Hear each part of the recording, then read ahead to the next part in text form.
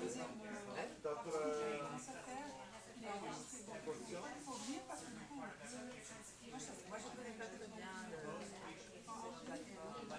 comment est-ce que ça fonctionne, non, moi je ne sais pas, je qu'est-ce qui est fait, comment est l'interaction avec UHC.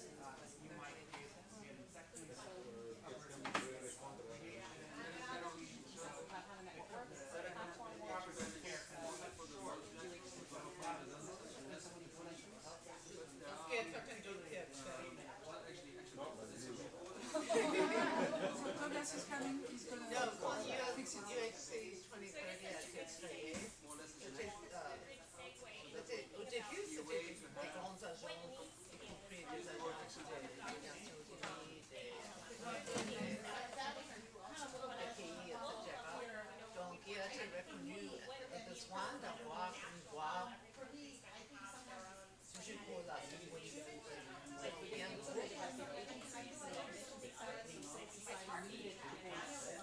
Donc, il y a aussi des ONG qui font partie du UHC 2030. Les deux, mais les représentants de la société civile voulaient s'assurer qu'il y ait une voix spéciale pour la société civile, pour qu'ils puissent s'engager au même niveau que l'OMS, les Nations Unies et tout ça. Et pour aussi présenter un réseau où on peut parler franchement des obstacles, des besoins financiers, etc. Donc les deux travaillent en bon avis.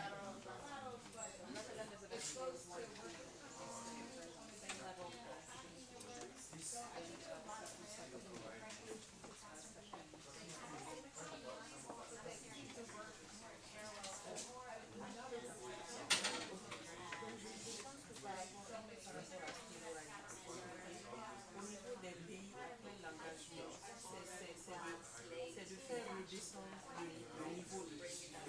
Parce qu'on a l'impression avec la société civile que c'est une discussion qui est encore high level, c'est avec l'OMS, c'est avec les grandes organisations. Donc ce qui fait que la société civile ne se sent pas encore impliquée. Donc il faut que le niveau de discussion redescende un peu au niveau des pays. Si je prends l'exemple, la société civile, on a une grande coalition de la société civile, la SR pour la santé de la reproduction et planification familiale.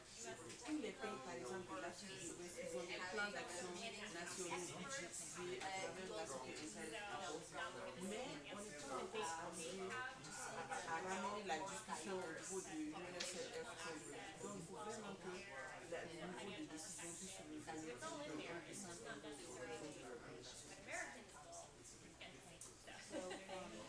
I'm sorry, bring down the discussions back to 6%. Right now, things are very much discussed by high-level people, and it's very much is still not finalized. There are programs will come out, I agree, about the national club. From previous high-level meetings as well as how general, right, is that the negotiation process that now begins is missions that objectively should emerge from every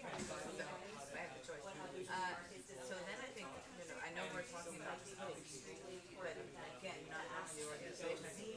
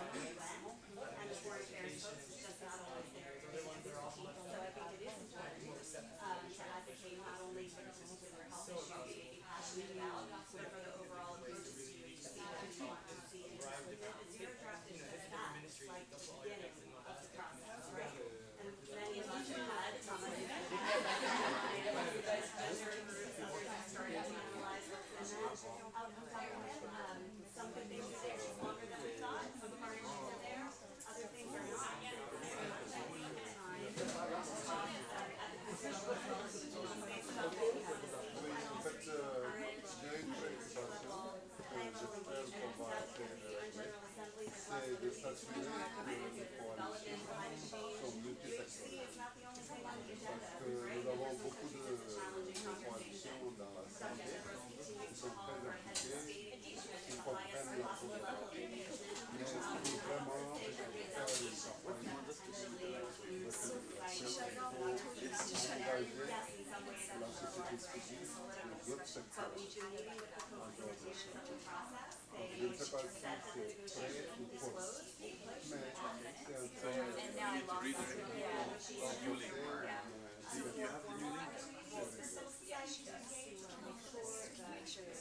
I was saying that it's extremely important that we have a multi-sectoral approach to this, and that we need to invest out of that. But this you can write in the comments, like you change the link. Groups who are in health are a little bit ahead. They're not live We anymore. need to correct that immediately so that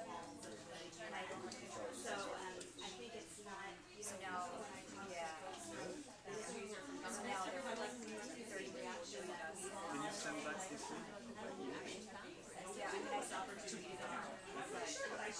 So that's partly why we're having this meeting today, right? To raise awareness of the fact it's happening. About the UN, like I know you guys a lot of times what happens in your but that's wrong, right? I remember being like you were telling me about the one that they made commitments to the Global Strategy for Women and Children's Health, like really great what you're going to do about the UN. And the guy from Ministry was like, what? And I said, Yeah, we could have it on that. Or instead of this one. it was like non-action. Okay, yeah. So that's not good, right? You want a reflection, you want their own declaration, So what we can do is we put the first under and then the second one to the left. I think it's the best we can do. So I think there is a role for us Sorry, there was also. some misunderstanding earlier about what to do. But it's okay. Also, you know, about making sure again, New York doesn't look like New York, right? The goods and that's where UHC happen. It's not happening here in UHC. President of the General Assembly said,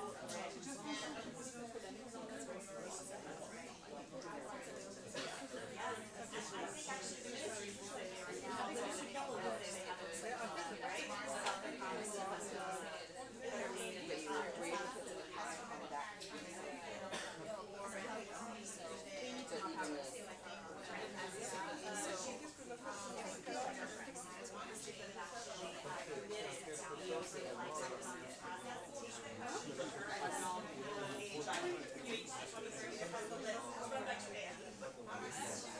Non, apparemment c'est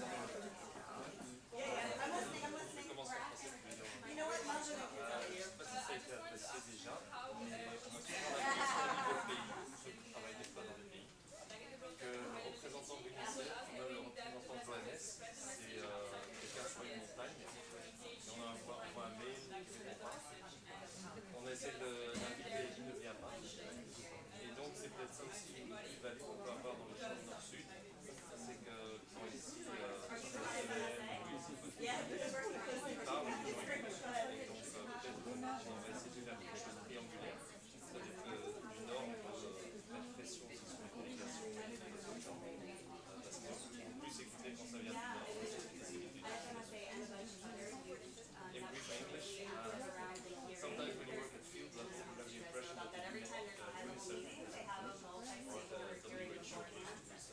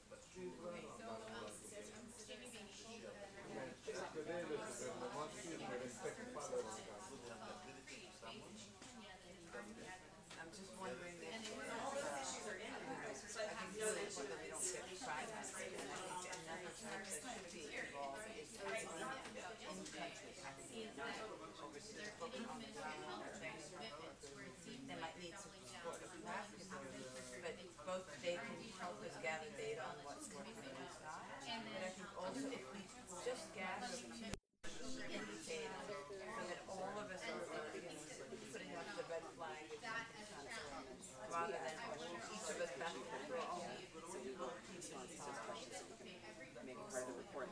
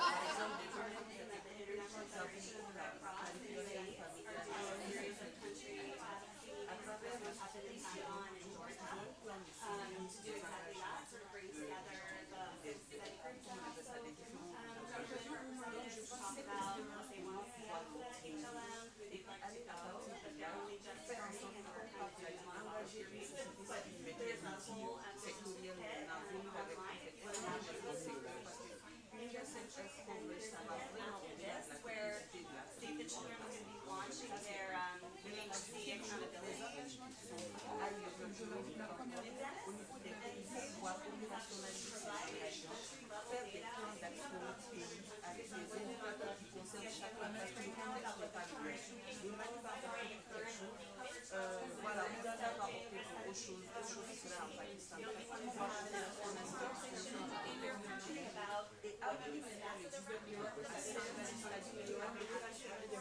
l'engagement global qu'on a pris au niveau mondial et à pouvoir les amener à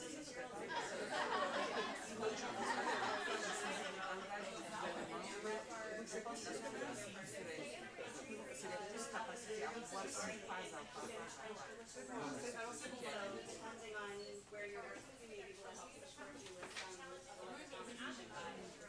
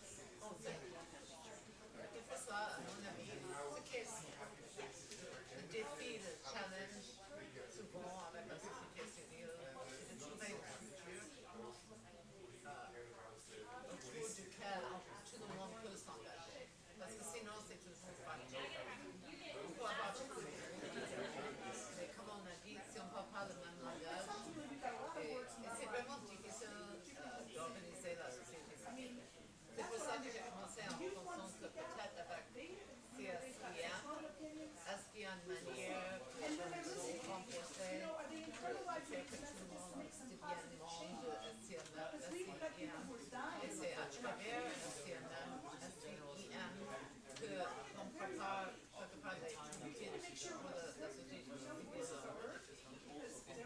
Je ne fais pas ça. Mais je trouvais soit SCNM, qui nous aide à... Sinon, ça pourrait devenir très chaotique.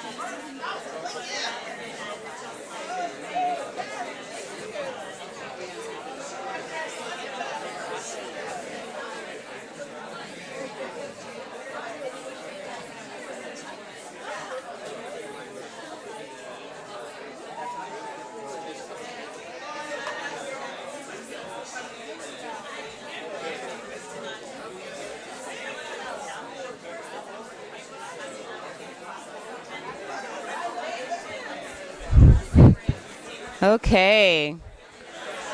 Hello. If you can hear me, raise your hand.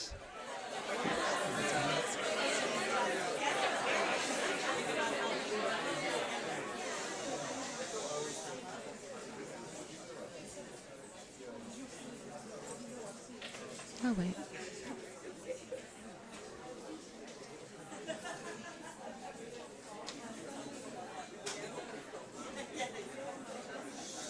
If you can hear me, raise your hand, please.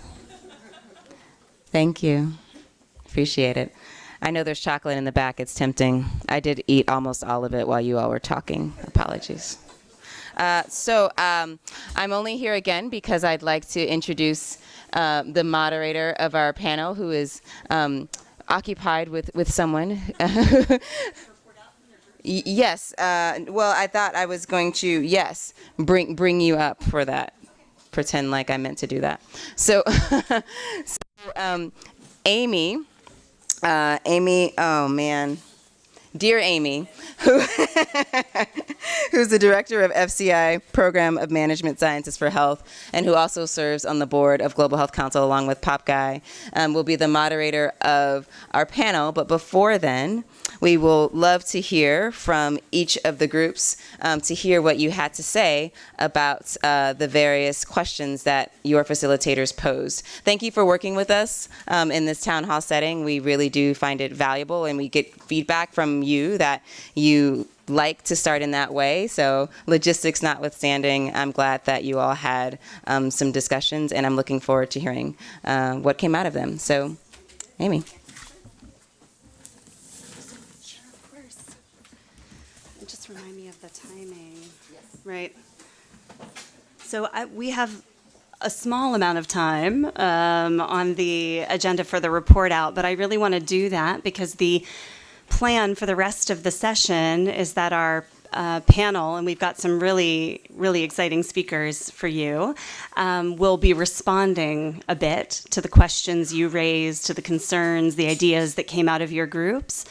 I've got some questions for them just in case you guys didn't come up with any questions, but I'm pretty sure there's going to be a lot of interesting feedback from the breakout groups in the room that we can respond to.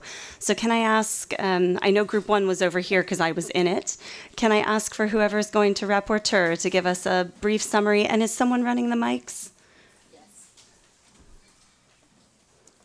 Or shall I run a mic? No, don't run the mics, we got it. There's one up here. There's one on the table.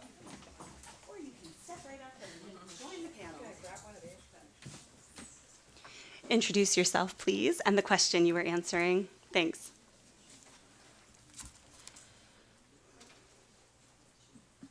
Okay, hi everybody. Rebecca Kohler from IntraHealth.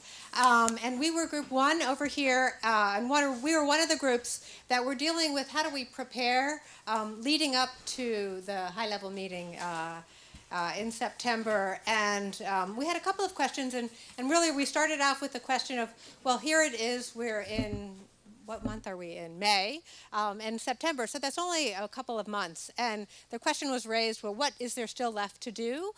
There is a draft, a zero draft. And so the questions were, what can you do? And it was clear, Amy was in our group, she was a good resource, that still there are many different things that one can do. And whether it's at your help influencing not only what's in the agenda, but who actually goes to the high-level meeting in the delegations, and that there are some global mechanisms available still, organizations probably in most countries that are engaging around this. And so if you go to certain sites, there's certain websites and organizations like the Civil Society Mechanism that Amy heads up that will provide some guidance and toolkits for you to be engaged. I think there is a sense that at country level, people are going around doing their work, and so they aren't really engaged in this and kind of really empowering individuals to be able to do that. The other messages really were from youth, and youth want to be engaged, they want to be integrated, they want all of their issues to be addressed, whether it's digital health, whether it's mental health, whether it's life course, and there's just a variety of issues, and they really want a seat at the table. There was some reflection that young people going all the way up to New York, if you're a young person, really what young people want is to be able to access their own country delegations and their own leadership for that social accountability. And I think that was the highlights. Yeah. Great, super succinct. Thank you, Rebecca. And who's the, oh yes, let's give her a round of applause. It's hard to rapporteur such a wide-ranging discussion. And where's group two? Yeah. Great. Please introduce yourself. My name is Diana Nambatian Suga. I work for Living Goods as a Deputy Country Director based in Uganda. And I think in our group, a key question that came out was, what are key things that we think should be included in the high-level document? What came out strongly was the issue of gender equality. The second thing that came out very strongly was the issue of financing, really holding our country governments accountable to really invest in primary health care, particularly community health, which is a lever of change when it comes to universal health coverage. The other thing that came out strongly was the health workforce, recognizing the fact that in sub-Saharan Africa, in countries like Uganda, we keep on talking about the importance of community health. Key questions that we felt are very important to be included incentivizing these community health workers. Volunteering will not take us further. We want to ensure that this cadre of health is incentivized for the work that they are doing. We make sure that there are performance management aspects included in their work, even if it means using of technology to make sure that they can be able to follow the 400 villages or mothers on the village that they are following up. And the other thing was really governments coming out with a minimum package of essential medicines that the community health workers should have. The other thing that came out was accountability. It's not enough to ask our governments to invest, but can there be accountability mechanisms? So that if they're saying they are putting so many dollars on the table, are we ensuring that that translates into what it's supposed to do? We also recognize the number of challenges at the national but also subnational level. We recognize the fact that data, particularly community data, is not available. So if our policymakers, the parliamentarians, are making cases for investment, they do not have data to support decision making. The other was the health workforce continues to have many challenges that we think if they're included in the document, then it can be an opportunity to address those issues. The other was that many country governments do not have national health insurance schemes, particularly in the country where I come from, Uganda. We don't have a national health insurance scheme. And so these conversations are very important to really come from this level, with using a bottom-up approach to ensure that they're included in this document. The access to quality, I think the word quality came up very strongly, quality essential medicines. And then the last thing that came to in our conversation, that it's not enough to ask what UHC will do for us, but maybe flipping it to say, what can we do for UHC? Thank you. Thank you so much. Okay, let's move on to group 3. And then we'll get the online input at the end, if that's okay. Group 3, where are you? Oh, here she is over here. Thank you. Step right up. Thanks again to the rapporteurs. That's a big job for summarizing a big group of people. I'm sorry, I'll speak French. Hold on 1 second. Oh. Bring her up for you. Ok, je suis... No, wait, you have to wait for the... Bon, il faut attendre, l'interprète, elle va venir t'aider. Does she have a microphone? She said she's going to do it from there. People have the headphones? No, not everyone has headphones. Ah, because they need to hear her online? They need to, yes. She has it. Ça y est. Je suis Faniri Antarni, je vous épargne le nom parce que c'est trop long. Je viens de Madagascar et je vais essayer de consolider ce qu'on a discuté dans le groupe 3. J'avance? Ok. Elle va faire le sommaire enfin. Allez-y. Ok. On a constaté quand même que pour suivre les engagements de nos gouvernements après l'Assemblée de haut niveau en septembre, on a beaucoup de questionnements, mais je vais soulever les 3 grandes questions déjà. Comment on pourrait valoriser ou donner plus d'importance aux différents réseaux qui existent déjà? Est-ce qu'ils sont multisectoriels? Donc, à part la santé, est-ce qu'il y a les autres secteurs qui contribuent directement ou indirectement pour la santé, pour la mise en œuvre de la CSU? Deuxièmement, comment on pourrait avoir un plan d'action de suivi avec des indicateurs adaptés au pays, au contexte pays, pour que la société civile puisse assurer le suivi au niveau local ou national.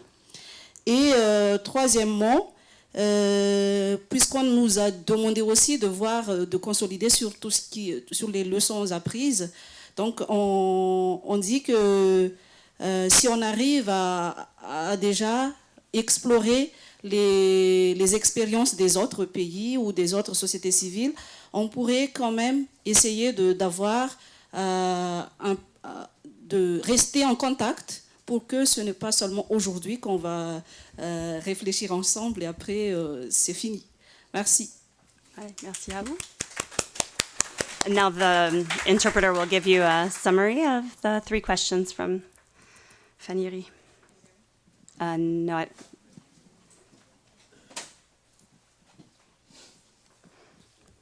Yeah. Okay, can you hear me now? better. Right, I'm Fahimi Antaniv. I will not give you my full name because it's very complicated. I'm from Madagascar. So a very brief summary of what we said. Regarding the follow-up of the commitments post-HLM, September 2019, we have several questions that we can summarize as 1, 2, and 3. First, we need to value the networks that we already have, and we had one question regarding whether they are multi-sectorial. We thought that that was very important. We want to know how they impact and bring direct and indirect contributions for the follow-up. Secondly, regarding the follow-up, we want to have a plan with concrete indicators for each country. We want that to allow SCOs to better monitor what's going to go on and what's going to happen concretely at a local and national level. Thirdly, we talked about lessons learned. We want to use the experience that we've already had and already built up to better stay in touch in order to ensure a better follow-up for the future. Thank you. Great, thank you very much, and thank you to our excellent interpreter. Group 4. She's right there. Good afternoon, my name is Marie-José. We discussed a lot and I will summarize in 4 points. In our group, we mentioned accountability. We have to hold governments accountable and NGOs need to follow up. Link the action plans coming from high-level meeting to what is being implemented. We want more people-centered focus on plans coming out of HLM and also advocacy to donors. Great, thank you. And then, Lois, is somebody going to give us the feedback from YouTube? Yes. Thanks to the virtual breakout group on YouTube. I know. We did have some technical difficulties, so apologize to those of you online who lost us for a bit. I think because of that, we had responses mainly to the pre-high-level meeting questions that we'd post. Those were the ones that we posted online. And some things I don't think I heard from that side of the room, or perhaps just didn't catch. A reminder that any messages should be inclusive of leaving no one behind, so ensuring that everything we do is doing the most for the least, and making sure that that does remain in the document in a strong commitment. Speaking of commitments, I think an important message that we've heard from other high-level meetings is that this can't just be about rhetoric, and I think that a lot of us have been frustrated that high-level meetings, including the lead-up to this one, might fall into the same trap, and so just being sure we're holding governments accountable to truly actionable items, and a link to this side of the room, it reminds us of the importance of sort of post-high-level meeting campaigning and not just everything leading up to September. Another important point, I think, is our messages, need to be simple and things that my mom can understand. That's a direct quote, or mum, I think was the term used. And then finally, a reminder that even local organizations and countries should be subscribing to the civil society engagement mechanism so that they can stay abreast of opportunities to advocate, and so that mechanism can be inclusive of not only global organizations, but national and local representatives as well. I hope I did that justice. That's great, thank you, and amazing that folks were chiming in through the YouTube from all around the world. So now I'd like to, those are a lot of questions and a lot of priorities to try to address. I'm not sure if we'll get to all of them, but I'd like to ask the panelists to come and join me up here for a bit of a conversation, and I hope that we can open the floor again once they've had a chance to share their points and take some final questions and reactions from all of you. Reminder for those of you on YouTube, I think you figured out how to do it. You have to click the link to submit your comments. So if I can ask the panelists to please come join me here at the table, and then I'll introduce you. Temesgen, Jeanne, Marjolaine, Matuni. Give all the groups a round of applause. Yay.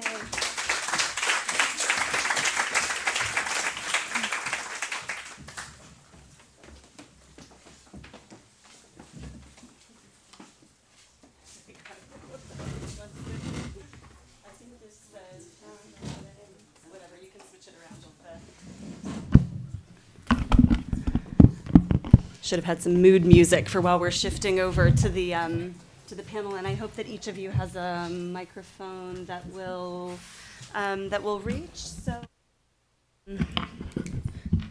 thanks. I think that's working. Can you hear me? Thanks to the panelists who've agreed to join us here today, representing a range of different kinds of partners and actors who are involved in making UHC a reality. I'll just introduce them briefly in the order in which they're seated on the panel.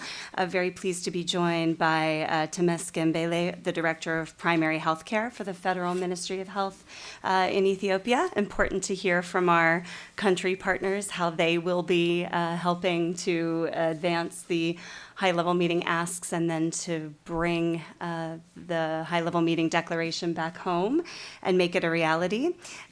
He's passionate about designing policies and programs for universal health coverage and ensuring no one's left behind. As the Director of Primary Health Care for the Federal Ministry of Health of Ethiopia, he's responsible for leading the national primary health care in the country, including, I'm sure we'll hear a bit about it today, the community health program called Health Extension Program. Next on the panel is Marjolaine Nicode. Marjolaine is the joint lead of UHC 2030. You've already heard us talk a bit about UHC 2030 today. It's a multi-stakeholder partnership which is co-hosted by WHO, where Marjolaine is based, and the World Bank.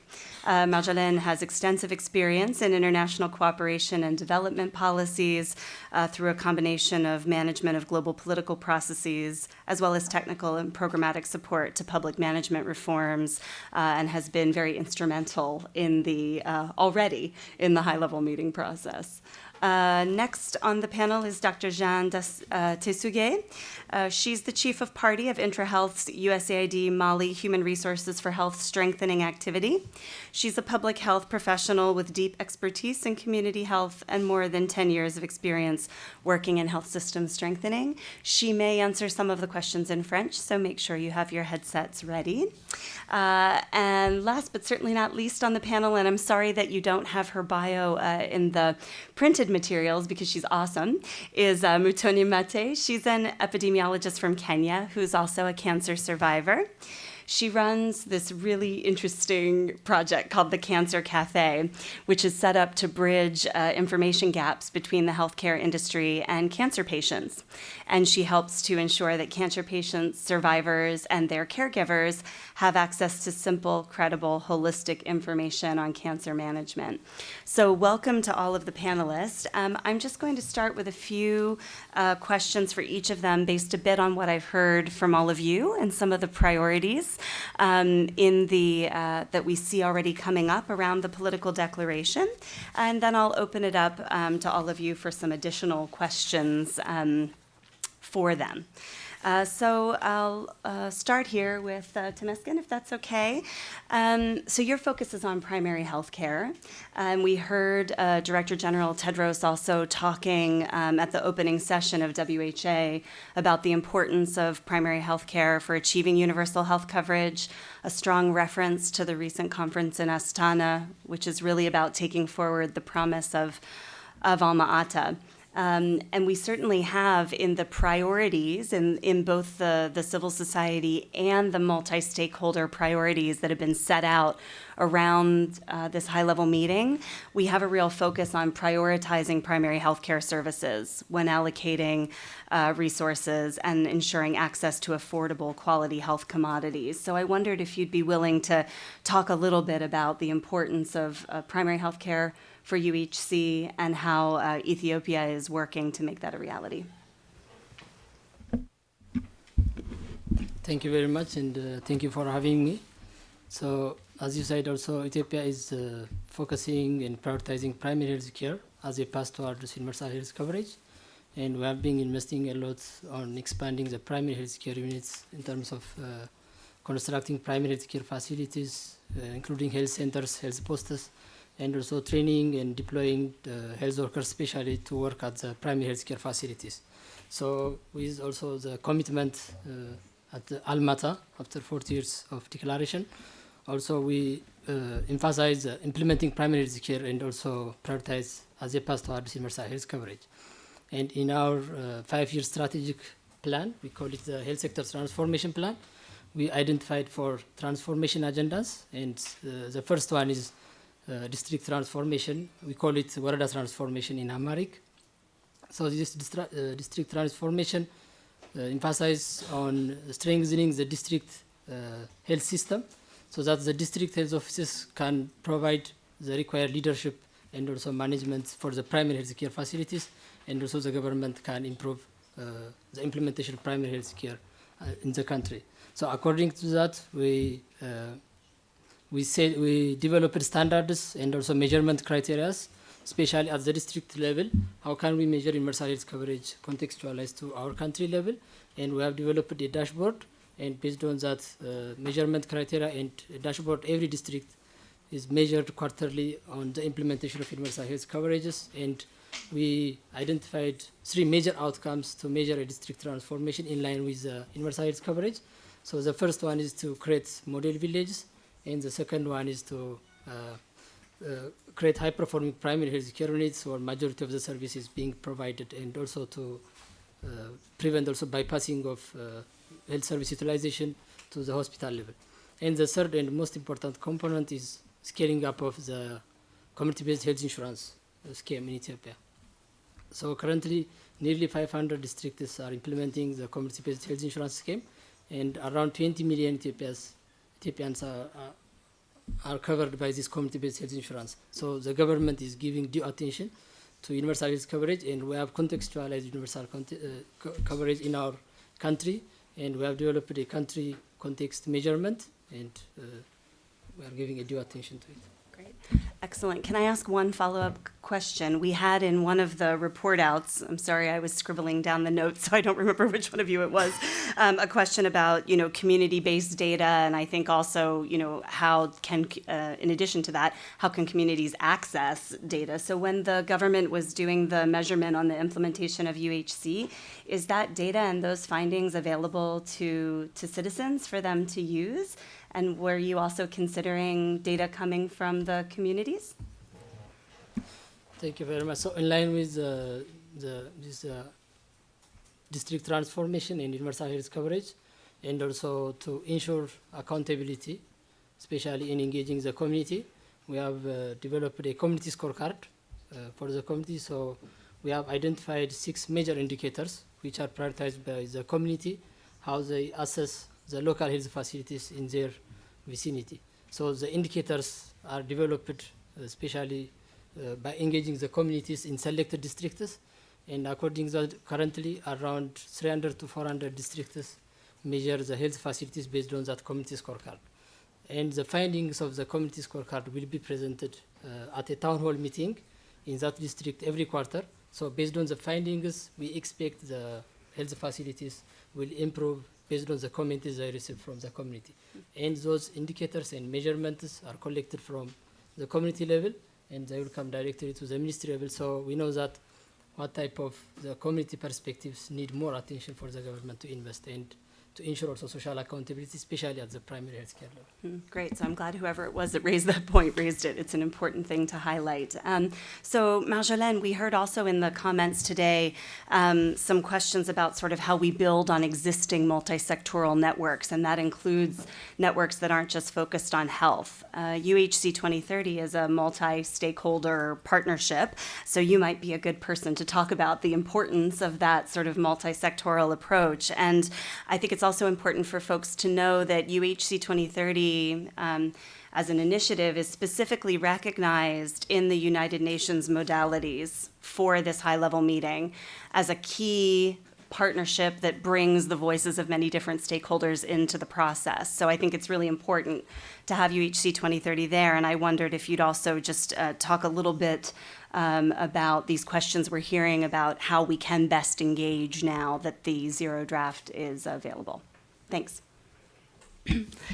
So, as Amy said, UHC 2030 has been recognized as a credible multi-stakeholder process to bring a range of voice into the high-level meeting, and we played an important role in fostering participation in the multi-stakeholder hearing that took place on the 29th of April. And to do that, I mean, of course, and the Secretariat of UHC 2030 worked with a range of partners, and of course, we worked very closely with the civil society engagement mechanism. And to do that, we prepared we developed through a consultative process the set of key asks because we thought it would be useful to have like a common basis to build more coherent messages into the process. And so the key asks are there, and everyone can use them and amplify them, in terms of what matters for your own organization, your own, areas of focus.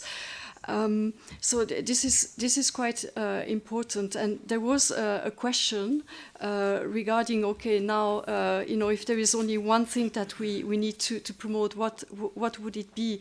And we know that, all the issues are important: primary health care, public financing, gender equality, all kinds of issues. I mean, everything is really important. But at the end of the day, I think in terms of, where we are now, and if we really want to make something, to get something different out of the high-level meeting and promote different ways of working, I think an important aspect is this issue of multi-stakeholder platforms working together, bringing everyone into the dialogue, but not just dialogue for for the sake of talking. It's about making sure that there is a meaningful engagement of those that need to be engaged in the policy making, and then of course review of progress. And we know from experience that unless these things are being institutionalized, it's not going to make necessarily a big difference. So I think so now we know that the zero draft declaration is out. Now it's in the hand of the member states, so there will be a negotiation process taking place in New York. So the main thing that we can do is at the country level, everyone can try to reach out to governments and try to influence the contribution of each member state into the process. And I think it provides, beyond the high-level meeting, it provides a unique opportunity to advocate for developing this, social participation or democratic governance in health, or whatever you call it. We know from experience that UHC in the beginning was, the debate was focusing on health financing. After, there was like the dimension of service delivery and quality and all the dimension, but the governance part of it is somehow the kind of weak link, and it needs more emphasis. And I think, all of us can play a role in sustaining the momentum and trying to bring this to the high-level meeting, but also in countries, and take advantage of all the buzz around the high-level meeting to try to promote, this social participation or democratic governance as a kind of essential element of any reforms around UHC. And by the way, there will be a side event tomorrow led by Thailand, another member state, on this topic. So countries like Thailand have, had an interesting experience and are valuing this kind of processes. They are not always perfect, but at least there is a willingness. And I encourage you to join this side event at 12:30. And of course, within UHC 2030, we will look at opportunities to sustain the momentum, and beyond the high-level meeting, look at what kind of support is needed bring it and strengthen it in countries. And this includes providing some support in terms of advocacy to continue to promote common messages, coherent messages, providing some tools, and also look at what kind of support might be needed. Of course, this includes capacity development, but also some financial support. And UHC 2030 being a multi-stakeholder partnership, I mean, there is an opportunity. I know that Thomas doesn't like this, concept of multi-stakeholder, but it provides a space where we can try to confront governments and try to, have dialogue and maybe also promote and amplify, good practice wherever it's taking place. So I will stop here. Great. Thanks, Marjolaine. I know that we're getting tight on time, so indulge me. We'll just go for a few more minutes to hear from our panelists. So, Jeanne, I want to ask you to touch on a number of issues that came up. We heard about the importance of financing, and in particular domestic financing. You're working in Mali, which has recently announced plans to have free healthcare, I think by 2022, related to maternal and child health. That will require a significant increase in the national health budget. So wonder if you can talk a little bit about the importance of that, domestic resource mobilization. And I also wanted to ask you, since you have such expertise in health workforce, to touch both on the issue of health workers and the questions of gender equity. One of the key asks we've had around this high-level meeting process is to really address gender equity for the 70% of health workers who are women, but often in low-paid or low-profile positions. And I know you've done some research on women's leadership in the health sector. So however you like to address those questions. And do you prefer in English or in French? Whatever's best for you. Thanks.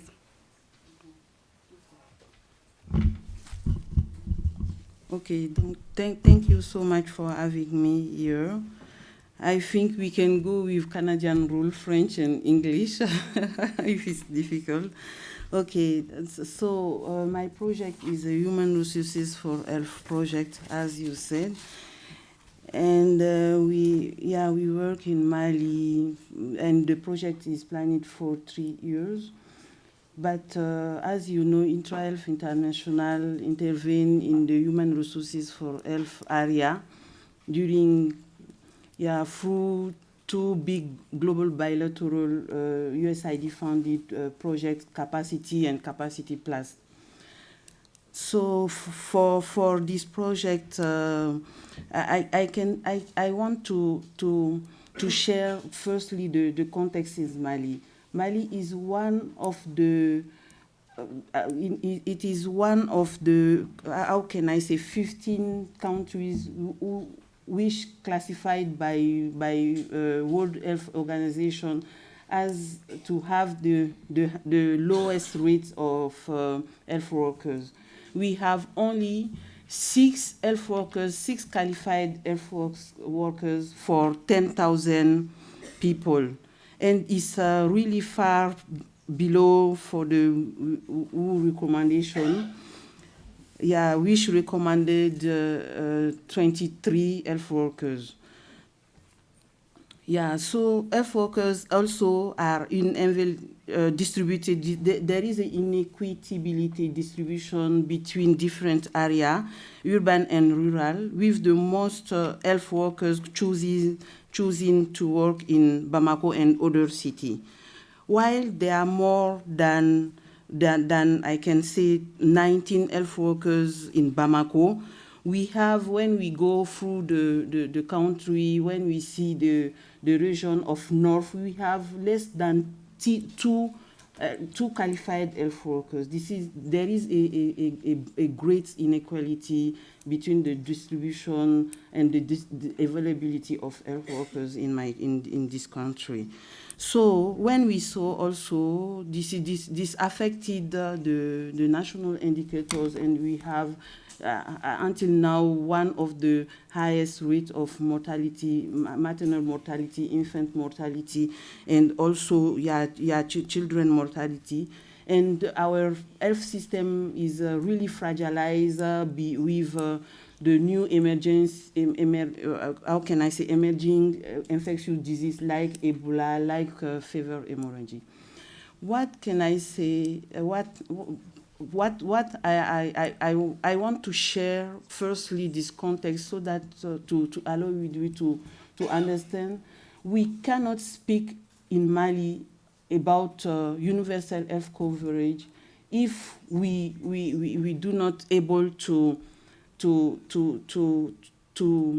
address the challenge of the shortage of health workers in our country. So to IntraHealth in this project, we are doing, I just want to share with you some action that we are doing now to try to improve, even both at the policy level, also at the community level. We are improving the management and use of health workers' data for planning and decision making, using the IRIS software at the national, regional, and district level, and training health workers manager to use it for better deployment of health workers to the area when they are not needed most. We are also strengthening pre-services health workers education, including harmonizing nurses and midwifery training modules, and implementing the West African Health Organization curriculum for competence-based training. And we've provided scholarship each year to help 100 students in the north, especially challenged by conflict, jihadism, and inter-community conflict also. We are also applying evidence-based recruitment, retention, and motivation strategies. And in this component, we included also the gender promotion, and that is why we try to do some research so that to have some evidence to try to change the policy and try to do advocacy for gender, to highlight the gender participation. So I think to respond to your question, I will go in French now. Pour répondre un peu à la question du financement, je pense que, comme on le dit, actuellement, effectivement, le Mali, she will translate me after. Okay. She can do it if you... OK.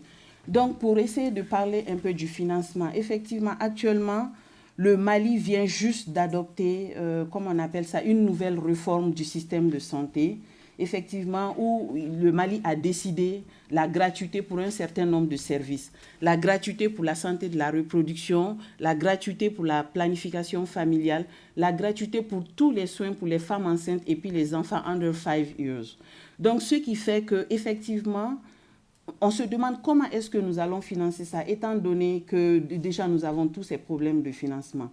Je peux dire pour le moment, on n'en est pas encore là, c'est-à-dire ce qui s'est passé, c'est une vision, comme on le dit, et c'est une vision qui doit être travaillée, bien sûr, sur les 10 à 20 années à venir.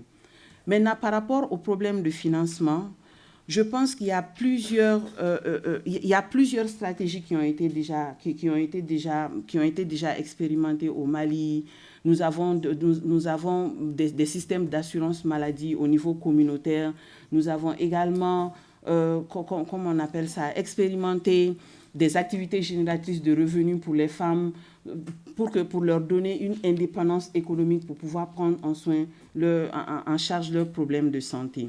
Je pense que c'est un peu lié également, et le plus grand défi lorsque la réforme a été validée, c'est comment est-ce que le Mali va arriver à pouvoir atteindre ses objectifs, étant donné le nombre de ressources, en fait l'insuffisance cruciale de ressources humaines que nous avons, et au niveau communautaire, et également à tous les niveaux d'ailleurs.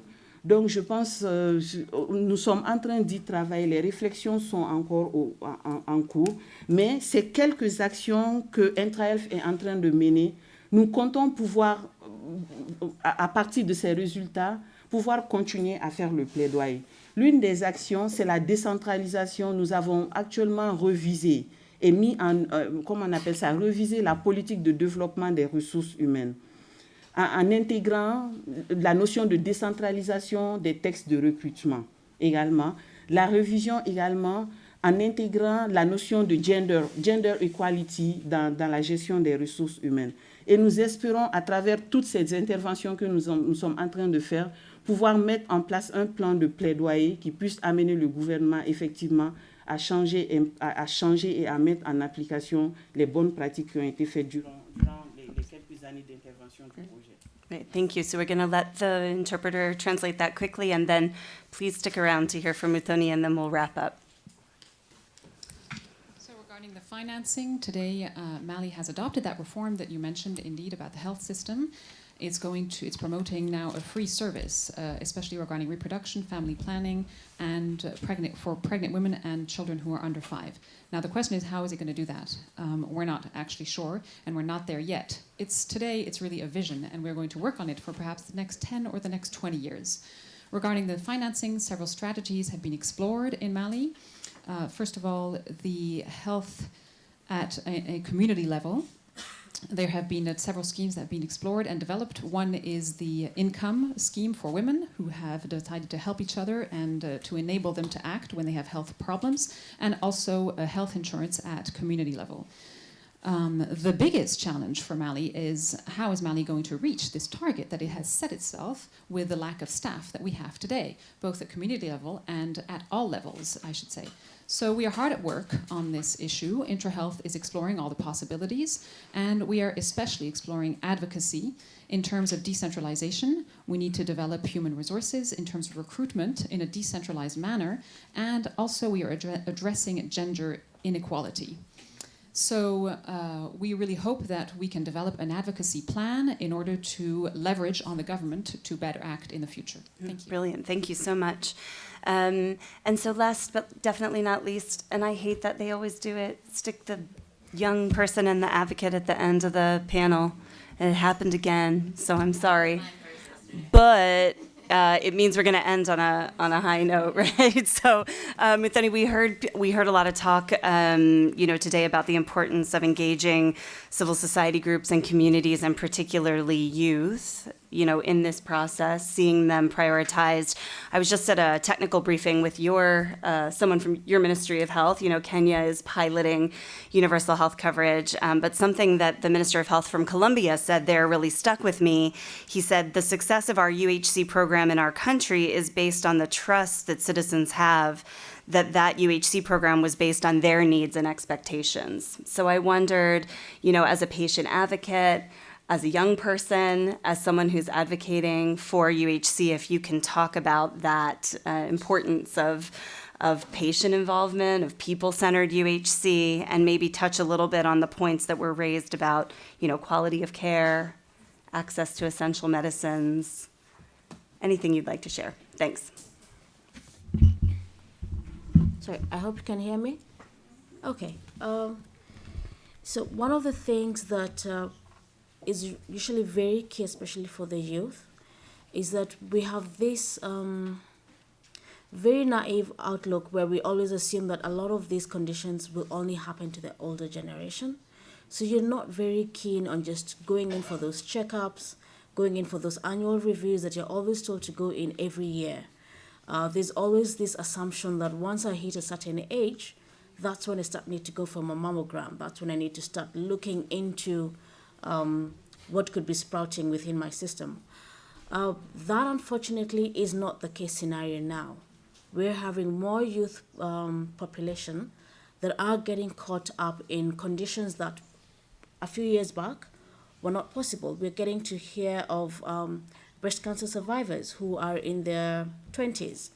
So there is a call where the youth are actually actively participating in just understanding what this situation is. Basically growing up before our age gets there, before we get to our 60s. But I come from a point of view where universal health coverage for me would be a place where I go and get all the interventions that I need, a one-stop shop kind of approach, which is one very comprehensive, is very comprehensive and holistic, that involved all the key aspects that I want to get answers. We're also very curious. So if anything comes up, we want to understand what is going on. How did it come about? How do I prevent it? How do I tell my friends how to watch out for certain things? But I don't want to go to one facility, get one information, then have to cut across town, get something else about mental health, cut across the other side. And so if it's possible to just have all that in one platform, whether it's at facility level, whether it's at community level, whether it's within the institutions where we are in, because that's the time now you're building up your family. That's when you're graduating. That's when you're planning your future. You will not have that time or the luxury to tell your boss that you need to go and have a checkup. It needs to be in a situation where you're able to get everything together. But it also has to be simplified enough for you to be able to understand that this is what you're looking at. So in terms of just having the youth involved in the private-public partnerships, it's one of the things that we always keep saying, if you could always add the extra twos, where you have the people involved, where you have the patients involved in that partnership, because we could have amazing systems, we could sit down, have policies, have governments implementing what they say that they will implement. But if that person doesn't walk into that facility looking for their own personalized health, the system then is redundant. So in as much as the PPP is being emphasized on, there needs to be that focus on the patient and the people, the population, so that they are key in just saying that this is what we have as a community, these are our needs, and this is how we would want to have the solutions. Because the best thing about it is a lot of the solutions are within those populations, because you've had people who've lived through those experiences. It's easy to listen to a breast cancer survivor who's lived with it for 20 years, who has understood the bugs, rather than going into Google and getting from a system that you really can't trust. So if there's a way that the person themselves, the individual, can be involved in their own self-health care, the health-seeking behavior, where whatever is coming in from the UHC is broken down to simple, holistic information that can be used at individual level, that can be used within the households, that can be used at telling your child to eat right, grab a carrot, not a cookie, so that you're able to just prevent these conditions from happening. And if they do happen, you're prepared to know what resources you can access to be able to manage them. Thank you, Muthoni. Yeah, I think maybe that's the simple message that even Lois's mom could understand for UHC. Focus on people and the population. These are their needs and the solutions we want. Just want to mention we're really out of time, so I'm sorry to the folks on YouTube and others in the audience who probably had more questions, but encourage you to continue the conversation. I wanted to mention two quick things. So if you need access to resources on country advocacy, on next steps on the high-level meeting, social media information, you heard us talking about the civil society engagement mechanism for UHC 2030. Our website is csemonline.net. It was up there. We'll reproject it in a second. Encourage you to sign up and get all the late-breaking news and insights. One of the things that's on that website is thanks to our colleagues at Save the Children. Some really excellent, more than 200 countries data around universal health coverage, the situation in the country that you can use for in-country conversations and advocacy. And another important tool that we have is something that Save the Children is going to be launching in an event at 6 o'clock, so you're not late. Run right out of here to the Palais, the Universal Health Coverage Accountability Index. That was one of the other points that came up from all of the groups today. How are we going to hold governments accountable? What's our role in that? And there are some important tools, so the information is up there. It's in room 9 back over at the Palais. You've got plenty of time to walk and even grab a carrot, not a cookie, on the way. So join me in thanking our panelists and our moderator, facilitators, report backers. Thank you. Leave no one behind, leave none of your belongings behind. Thanks, guys.